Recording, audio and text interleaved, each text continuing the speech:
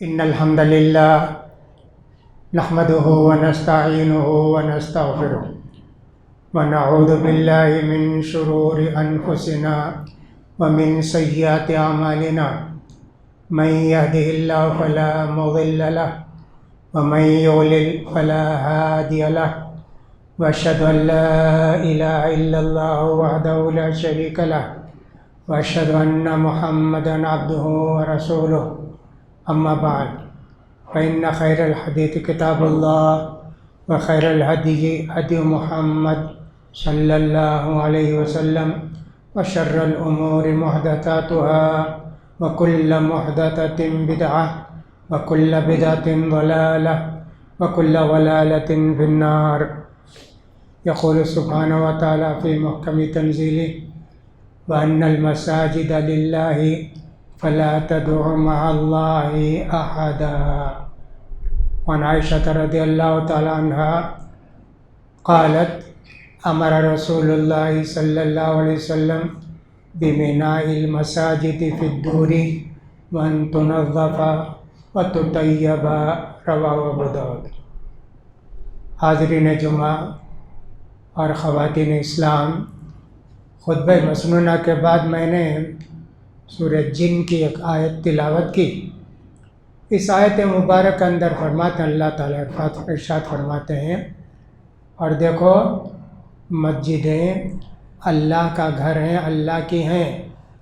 مسجدوں میں شرک کا کام نہ کرو، یا صرف اللہ کو بلاؤ، اللہ کے سوا کسی اور سے دعا حاجت وغیرہ مت مانگو. عائشہ رضی اللہ تعالیٰ عنہ کہتی ہیں کہ نبی کریم صلی اللہ علیہ وسلم نے حکم دیا کہ محلوں میں مسجد بنائی جائے اور ان کو صاف ستھرا بھی رکھا جائے اور خوشبو کے ساتھ بھی رکھا جائے. مساجد اللہ کے گھر ہیں، دنیا کی ساری مسجدیں اللہ کا گھر ہیں. آج کل مسجدوں پر دعوے بہت ہو رہے ہیں کہ مسجد مندر تھا، یہ مسجد مندر تھا، یہ مسجد مندر تھا. سینکڑوں سال سے نماز پڑھ کے لوگ پڑھتے ہوئے لوگ آ رہے ہیں، پھر بھی کچھ نہ کچھ اس میں شوشہ نکالا جاتا ہے اور پریشان کیا جاتا ہے. بابری مسجد کے بعد فیصلہ یہ ہوا تھا 1990 کے بعد جو عبادت گاہیں ہیں ویسی ہی رہیں گی. وہ مندر ہے تو مندر، مسجد ہے تو مسجد. وہ ایک فیصلہ ہو گیا تھا سپریم کورٹ کا، لیکن دعوے دار اب بھی دعویٰ کرتے ہیں. بابری مسجد کے بعد اب بنارس کی مسجد جو گیان باپی مسجد جس کو کہتے تھے، اس کا دعویٰ کیا، سروے ہوا، اس کا فیصلہ آنا باقی ہے. تشویش کی بات ہے، پریشانی کی بات ہے. پھر اس کے بعد دعویٰ کیا کہ متھرا کی جو عیدگاہ ہے وہ ہماری ہی مندر ہے، وہ ہماری زمین ہے، وہاں سے خالی کرو اور ہم کو یہاں مسجد مندر بنانے کی اجازت دو. پھر اس کے بعد اب تو شاہ جہاں مسجد جو جامع مسجد دلی کے ہے اس کا بھی دعویٰ کر رہے ہیں یہ بھی ہمارا ہی مندر ہے، اس کو بھی خالی کرو. یعنی روزانہ کوئی نہ کوئی دعویٰ کرتے ہیں، روزانہ کوئی نہ کوئی فساد فتنہ مچاتے رہتے ہیں اور مسلمانوں کو پریشان کرتے رہتے ہیں. مسجد کی اہمیت بہت زیادہ ہے اسلام کے اندر. جیسا کہ عائشہ رضی اللہ تعالیٰ عنہ کہتی ہیں کہ اللہ کے رسول صلی اللہ علیہ وسلم نے حکم دیا ہر محلے میں مسجد بناؤ اور ان کو صاف ستھرا بھی رکھو اور خوشبو والی بھی رکھو. ایسے عائشہ رضی اللہ تعالیٰ عنہ کہتی ہیں. نبی کریم صلی اللہ علیہ وسلم جب مکے سے ہجرت کر کے مدینہ کو تشریف لے گئے تو وہاں سب سے زیادہ آپ کو فکر تھی مسجد بنانے کی. آپ نے کئی دن گزارے. اس سے پہلے نماز کہاں پڑھتے تھے؟ نماز پڑھتے تھے بکری باندھنے کی جگہ پڑھتے تھے، اور اسی طرح دوسری جو بھی خالی زمین رہتی ہے وہاں نماز پڑھتے تھے، اور بیت المقدس کی طرف رخ کر کے پڑھتے تھے. اللہ کے رسول صلی اللہ علیہ وسلم کی اونٹنی جہاں بیٹھی وہاں اس زمین کو اللہ کے رسول نے دیکھا کہ بہت اچھی زمین ہے، یہاں مسجد بنانا چاہیے۔ تو معلوم کیا، تو معلوم ہوا کہ 2 یتیم بچوں کی وہ زمین ہے، سہل اور سہیل۔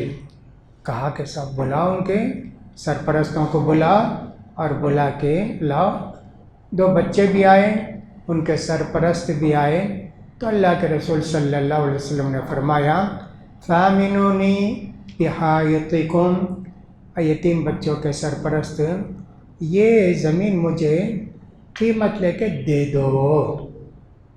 انہوں نے کہا واللہ لا نطلب ثمنہ الا الی اللہ، نہیں، ہم اس کا پیسہ نہیں لیں گے، ہم تو اللہ کے لیے دیں گے، اللہ کے پاس اجر و ثواب لیں گے۔ چونکہ یتیم بچے تھے، اس لیے حضرت ابوبکر صدیق رضی اللہ تعالیٰ عنہ سے اللہ کے رسول صلی اللہ علیہ وسلم نے فرمایا ان بچوں کو دے دو پیسہ۔ انہوں نے شاید 20 دینار گن کے بچوں کو دے دیا۔ وہاں کیا تھا، کچھ پتھر تھے اور کھجور کے جھاڑ تھے اور مشرکوں کی قبریں تھیں۔ جھاڑوں کو کاٹ دیا گیا، قبلے کی طرف جو جھاڑ تھے ان کو باقی رکھا گیا، اور قبر کھود کے جو مشرکوں کی ہڈیاں تھیں ایک جگہ گڑھا کھود کے وہاں ڈال دیا گیا۔ پھر اس کے بعد مسجد بنائی گئی۔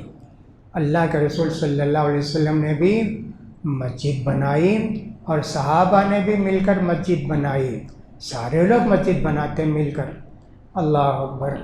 صحابہ بھی کہتے تھے کہ اللہ کے رسول ہم بناتے ہیں، آپ مت اٹھائیے۔ کہا نہیں، بہت زیادہ پتھر میں اٹھا سکتا ہوں، ایسے اللہ کے رسول فرماتے تھے اور مسجد بناتے تھے۔ اتنی بہترین مسجد، لیکن زیب و زینت والی مسجد نہیں تھی۔ کھجور کے جو درخت تھے ان کو تو ایک پتھر وغیرہ رکھ کے قبلے کی طرف بنا دی گئی دیوار اس کی، درختوں کی۔ پھر اس کے بعد جو اس کے کھمبے تھے وہ بھی کھجوری کے تھے، درختوں کے۔ جو چھت ڈالی گئی وہ بھی کھجور کے پتوں کی اور مٹی کی تھی۔ بارش جب پڑ جاتی تو اس میں سے پانی ٹپکتا تھا۔ حضرت ابوبکر صدیق رضی اللہ تعالیٰ عنہ کا زمانہ آیا، مسجد ویسی ہی تھی۔ صرف 2.5 سال نہ حضرت ابوبکر صدیق رضی اللہ تعالیٰ عنہ خلیفہ تھے۔ حضرت عمر ابن خطاب رضی اللہ تعالیٰ عنہ کا زمانہ آیا تو مسجد کی ضرورت پڑی۔ آبادی بہت ہو گئی، اگرچہ کہ سب مسجدیں تھیں محلہ میں، لیکن مسجد کے قریب، مسجد نبی کے قریب لوگ زیادہ ہو گئے۔ تو حضرت عمر رضی اللہ تعالیٰ نے توسیع کی، اس مسجد کو بڑھایا، جیسے اللہ کے رسول کے زمانے میں تھی ویسی مسجد بنائے۔ کھجور کے پتے اور صاحب اسی طرح مٹی، اور صاحب وہ جو اس کے کھمبے تھے وہ سب کھجور کے درخت کے۔ اور کہتے تھے دیکھو مسجد کو رنگین نہ بناؤ، فیشن والی نہ بناؤ، سیدھی سادی مسجد بناؤ، جیسا کہ اللہ کے رسول صلی اللہ علیہ وسلم نے اس مسجد کو بنایا تھا۔ حضرت عثمان رضی اللہ تعالیٰ عنہ کا زمانہ آیا، بہت زیادہ لوگ ہو گئے مدینے میں۔ اب حضرت عثمان رضی اللہ تعالیٰ نے بھی مسجد بنانے کی کوشش کی۔ دمشق سے منگوایا مسجد بنانے والے کاریگروں کو، اور اس کے بعد عثمان رضی اللہ تعالیٰ نے پتھر کے کھمبے نصب کیے، اور اسی طرح چھت بھی مضبوط ڈال دی۔ صحابہ بھی کہتے تھے مت کیجیے اسے، اللہ کے رسول کے زمانے میں جیسے مسجد تھی ویسے آپ بڑھائیے۔ کہا دیکھو اللہ کے رسول صلی اللہ علیہ وسلم نے فرمایا ہے من بنا للہ مسجدا بنا اللہ لہ مثلہ بیتا فی الجنۃ وکما جاء۔ دیکھو اللہ کے رسول نے فرمایا جو بھی آدمی مسجد بنائے گا اللہ کی رضامندی کے لیے، ویسا ہی گھر اللہ تعالیٰ اس کو جنت میں بنائے گا۔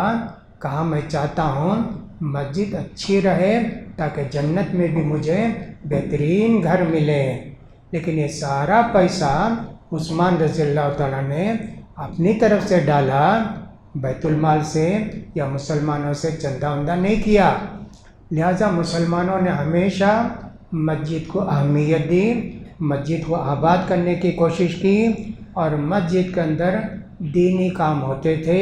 اللہ کے رسول صلی اللہ علیہ وسلم کے زمانے میں نماز بھی، اور ذکر و اذکار بھی، اور تعلیم و تربیت بھی، جنگی بیڑا بھیجنا ہے تو وہ بھی، قیدیوں کو رکھنا ہو تو بھی مسجد استعمال کرتے تھے۔ کسی صحابی کو کچھ ہو گیا، زخم وغیرہ ہو گیا، تو اللہ کے رسول نے ان کو مسجد میں رکھا، بار بار عیادت کرتے تھے، مسجد میں پورے کام ہوتے تھے۔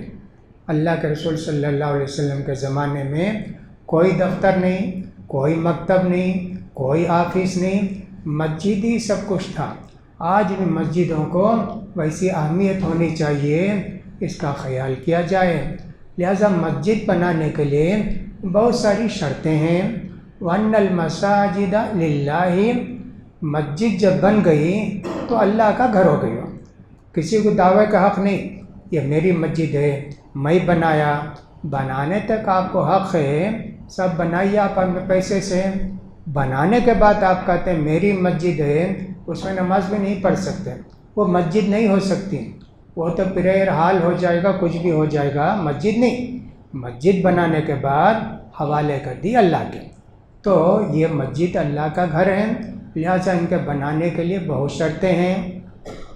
اگر اسلامی حکومت ہے، کسی حکومت پر انہوں نے حملہ کیا اور مسلمانوں کی فتح ہو گئی، اب ساری زمین مسلمانوں کی ہو گئی، ساری زمین جو کھلی ہے سب مسلمانوں کی ہو گئی۔ اب اس میں جو مسلمانوں کے یا جن کے بھی گھر ہیں وہ ان کے گھر ہیں، لیکن خالی زمین جو ہے نا وہ سب حکومت کی ہے، تو غصب کی زمین میں مسجد نہیں بنا سکتے۔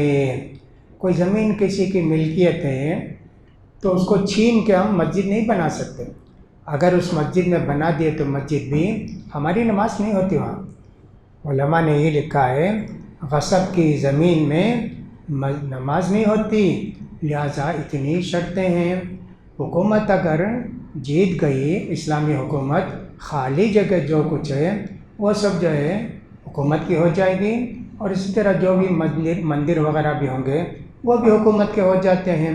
دنیا میں ہمیشہ ایسے ہوتے رہا ہے، اس کے اندر کوئی دو رائے نہیں تھی، ویسے ہو جاتا تھا۔ تو لہٰذا اگر مندر کو مسجد ہی بنا دیے تو اسلامی حکومت کے زمانے میں ایسے ہوا اور ہو گیا، دوسرے بھی ایسے قبضہ کریں گے مسجد پر تو ایسے ہی کریں گے۔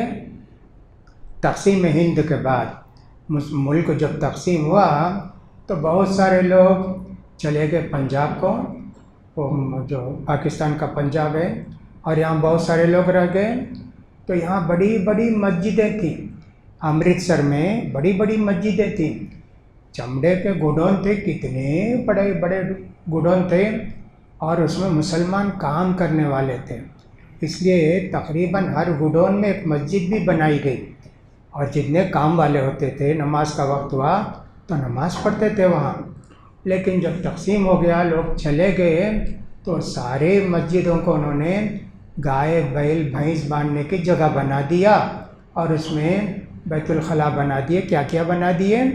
حالانکہ حکومت بدلی نہیں تھی، خالی تقسیم ہوئے تھے شہر، تو اس پر انہوں نے سب کچھ کیا، لیکن مسلمانوں نے کبھی دعویٰ نہیں کیا کہ ہماری مسجد تھی، تم لوگوں نے اس کو بھینس کا طویلا بنا دیا اور تم نے ایسے کیا، دو نہیں کیے۔ کہا کہ صاحب ٹھیک، جو کچھ ہے اللہ کی زمین ہے، بہت بڑی زمین ہے، ہم بنا لیں گے مسجد۔ ایسے ان لوگوں نے کیا۔ غصب کی زمین میں، جھگڑے کی زمین میں مسجد نہیں بنانا چاہیے۔ آج سے 30 سال پہلے کا واقعہ ہوگا کہ ٹی نگر عثمان روڈ میں ایک مسجد بنانے کے لیے کوشش کی گئی، زمین مسلمان کی خریدے، سب کچھ تھے، لیکن وہاں کا جو پولیس اسٹیشن کا ذمہ دار تھا وہ اچھے خیالات کا نہیں تھا، اس نے کوئی پتلا زمین میں گاڑ دیا، کوئی پتلا گاڑ دیا، اور گاڑ کے اس کا کنیکشن کہیں رکھا۔ جب لوگ سب جمع ہوئے مسجد کا سنگ بنیاد رکھنے کے لیے، اس میں کہیں سے اس نے ریموٹ کنٹرول کے ذریعے زمین پھٹی اور وہ پلے یار جس کو بولتے ہیں بت وہ نکلا. سازش پکڑی گئی. کتنا کہا گیا مسلمانوں سے مسجد بناؤ یہاں، کہا نہیں، ہمیشہ جھگڑا رہے گا، ہمیشہ لڑائی رہتی رہے گی، ہمیشہ دعویٰ کرتے رہیں گے، ہم نہیں بنائیں گے. نہیں بنائی. وہ زمین چھوڑ دیے، بیچ دیے، دوسری جگہ انہوں نے زمین بنائی. ایسے سازشیں ہوتے رہتی ہیں. کتنا ہوتا اب تو یہ کہ صاحب جو بھی زمین بناتے ہیں، مسجد بناتے ہیں، کوئی اور بناتے ہیں، کہا کھودو، زمین کھودو، زمین کے نیچے بت ہیں، زمین کے نیچے بت ہیں. یہی ہوا بنارس میں بھی، اور یہی ہوا دوسری جگہوں میں بھی، اور یہی تاج محل کے متعلق بھی کہتے ہیں سب پورے کے پورے نیچے کھودو کھودو، اس کے اندر دیکھو کتنے ہمارے بت ہیں اور کتنے ہمارے فلاں ہیں. یہ سب دعوے کیے جاتے ہیں. مسجد کی اہمیت کے پیش نظر بہت مسلمانوں کے اس وقت دنیا میں، ہمارے ملک میں پریشانی بہت زیادہ ہے. پتہ نہیں کس وقت کس مسجد کا دعویٰ کریں گے، دروازے بند کر دیں گے اور کہیں گے یہ ہماری جگہ ہے، یہاں پہلے مندر تھا. اس لیے بہت زیادہ اس وقت ہمارے ملک میں پریشانی ہے مسجدوں کی حفاظت کی. غصب کی زمین میں ہم بناتے ہی نہیں، بناتے بھی ہیں تو مسجد میں نماز ہوتی نہیں. ہمارے ہاں تو اسلام نے ایسا قانون رکھا ہے، لیکن اس کا خیال نہیں کرتے. وہ لوگ کہتے وہ سب ہم نہیں جانتے ہیں، یہ مسجد ہماری، یہ مسجد ہمارا مندر ہے، اسی کا دعویٰ کرتے ہوئے آتے ہیں. لہٰذا بہت زیادہ پریشانی کی بات ہے. تو مسجد کے لیے بہت ساری باتیں ضروری ہیں. میں نے کہا کہ مسجد اللہ کی ملکیت ہو جاتی ہے، اور دوسری بات ہے کہ غصب کی زمین میں مسجد بنانا ضروری نہیں ہے. نبی کریم صلی اللہ علیہ وسلم نے ایک مرتبہ فرمایا ما امرت بتشیید المساجد. اللہ کے رسول فرماتے ہیں مجھے مسجدوں کو بڑی شاندار مسجدیں بنانے کا حکم نہیں دیا گیا، مجھے اجازت نہیں دی گئی. عبداللہ بن عباس رضی اللہ تعالیٰ عنہ کہتے ہیں لَتُزْرَ خُفُنَّهَا كَمَا زَخْرَفَتِ الْيَهُودُ وَالنَّصَارَى. لوگوں، صحابہ کا زمانہ، اللہ کے رسول کے بعد کا زمانہ، عبداللہ بن عباس کہتے ہیں لوگوں تم مسجدوں کو بہت دیدہ زیب کرو گے، سنوارو گے، سنگارو گے، جیسے وہ یہودی اپنے چرچوں کو اور عیسائی اپنے چرچوں کو مضبوط بناتے ہیں، سنگار سنوار کر کے رکھتے ہیں، فیشن کا محل بنا کے رکھتے ہیں، تم بھی ایسا کرو گے. عبداللہ بن عباس نے اس زمانے میں اسے کہا، اور اللہ کے رسول صلی اللہ علیہ وسلم فرماتے ہیں مجھے اللہ نے اجازت نہیں دی بڑی مسجدیں، شاندار مسجدیں، اونچی مسجدیں بنانے کا، مجھے اللہ کی اجازت اللہ نے نہیں دی مجھے.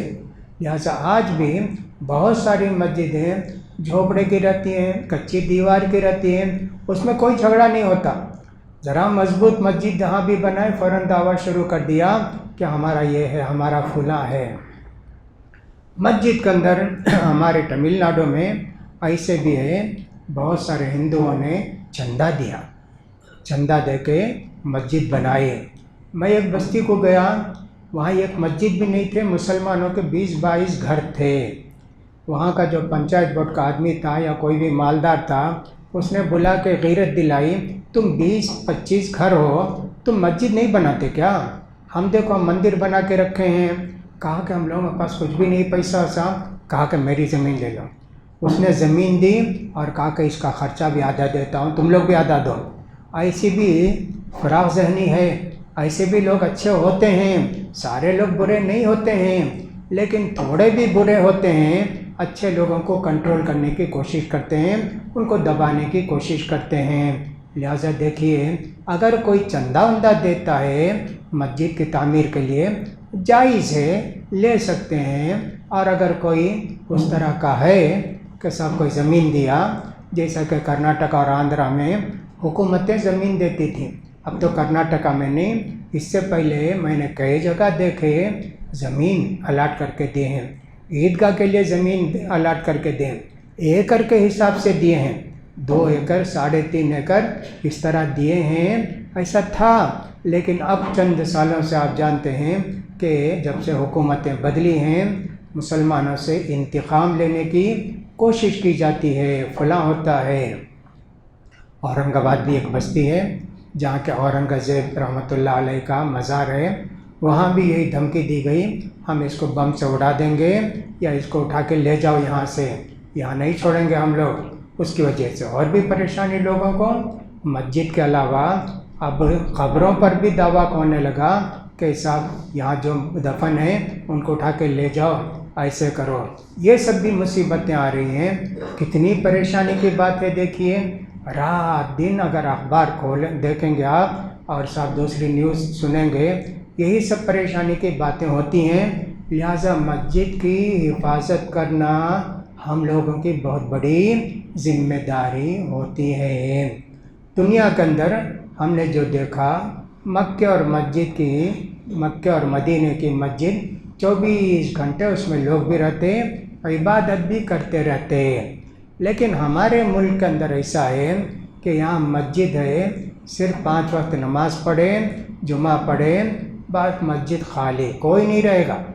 کوئی جھاڑو دینے والے رہیں گے اور کوئی صفائی کرنے والے رہیں گے، کوئی نہیں رہتے۔ مسجدیں آباد رہنی چاہیے نا۔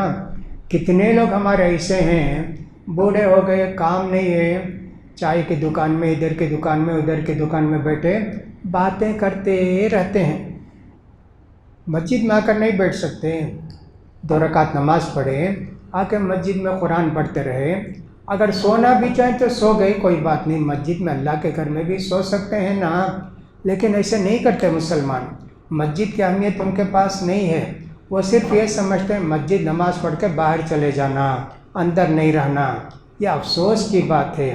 مسجدوں کے اندر ہمیشہ ذکر و اذکار ہونا چاہیے، یہاں آباد رکھنا چاہیے مسجد کو۔ انما یعمر مساجد اللہ من آمن باللہ والیوم الآخر واقام الصلاۃ وآتى الزکاۃ ولم یخش الا اللہ فعسى اولئک ان یکونوا من المہتدین۔ سورۃ توبہ کے اندر اللہ نے فرمایا مسجدوں کو وہی لوگ آباد رکھتے ہیں جو اللہ پر ایمان لاتے ہیں اور اللہ کی آخرت پر ایمان لاتے ہیں، نمازوں کی پابندی کرتے ہیں، زکوٰۃ ادا کرتے ہیں، اللہ کے سوا ان کے دل میں کسی اور کا ڈر اور خوف نہیں رہتا ہے۔ ایسے لوگ دنیا اور آخرت میں کامیاب ہوں گے۔ تو لہٰذا مسجدوں کو آباد رکھنے کی کوشش کرنی چاہیے۔ خالی مسجدوں میں، جیسا کہ فارسی میں کہتے ہیں، خانے خالی را بت می گیرت، جس گھر کو ہمیشہ بند کر کے رکھتے ہیں بت قبضہ کر لیتے ہیں، ایسا بولتے ہیں۔ ویسا ہی یہ مسجد کا قصہ بھی رہتا ہے۔ جو بابری مسجد گئے وہ بھی ایسی ہی تھا، کوئی نماز پڑھنے والے وہاں نہیں تھے، مؤذن اذان دیا، ختم ہو گئی، امام صاحب آئے نہیں آئے، 1 آدمی 2 آدمی 3 آدمی رہتے تھے، اس لیے کہ پوری آبادی وہاں سے ہٹ کر کہیں چلے گئی، جس کی وجہ سے قبضہ ان کے لیے آسان ہو گیا۔ میرے بھائیوں، مسجد کے سلسلے میں 2-3 خطبے اسی سلسلے میں دینے ہیں تاکہ مسجد کی اہمیت اور ضرورت معلوم ہو کہ صاحب مسجد کی کتنی اہمیت ہے، کتنی ضرورت ہے۔ اسی پر انشاءاللہ آئندہ بھی خطبے ہوں گے۔ اللہ سے دعا ہے کہ اللہ تعالی ہمارے مساجد کی حفاظت فرمائے، اللہ تعالی ہماری جائیداد کی حفاظت فرمائے، ہمارے مال کی جان کی حفاظت فرمائے، اللہ تعالی ظالموں کے ظلم سے اس امت مسلمہ کو بچائے، اللہ تعالی ہم سب کی حفاظت فرمائے۔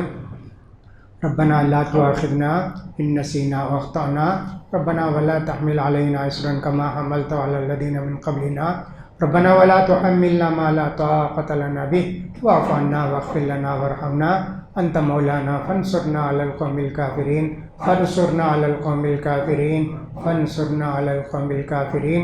اقول قولي هذا واستغفر الله لي ولكم ولسائر المسلمين فاستغفروه انه هو الغفور الرحيم۔